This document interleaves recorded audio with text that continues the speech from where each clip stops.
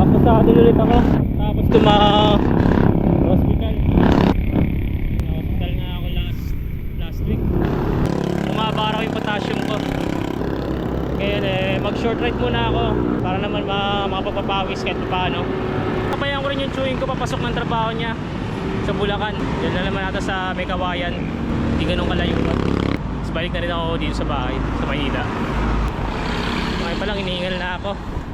Bakit pa lang ako ng tulay nito. Sana kayanin ko mga balik. Nakasama ko na yung chewing ko. 50? Tapos tig ano 350. Bale 400. 35. Malanday Valenzuela na. Hanggang may Kawayan lang kami.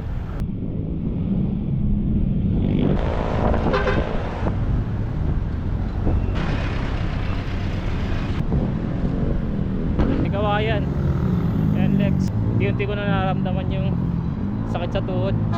Ewan ko bakit ganito. May hinana-ata ako. Polo 7 sakto. Ito na.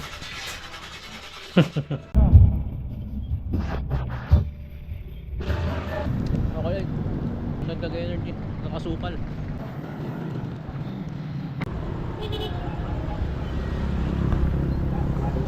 $7.31. May Kawayan tayo. Eskwela na, People's Park. Time check 8:16. Nandito na ako sa monumento. At na lang ang tuhod ko. Paraan kaliwa lang yung masakit. Ngayon parehas. Kaliwat kanan yung masakit. Bale, less than 10 kilometers na lang to. Malapit naman na. Konting days na lang. Requisites ko ng Lomi. Order tayo dito. Noon, naikaw tayo.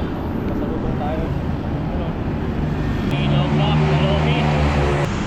Sana hindi naman mapunit yung plastic. Pero tinoblehan ko na yan. Masakit na talaga ang tuhod. Ay salamat, mauwi na rin. Malapit na. Ilong Pasig. Kaya bukas sana hindi naman sumakit.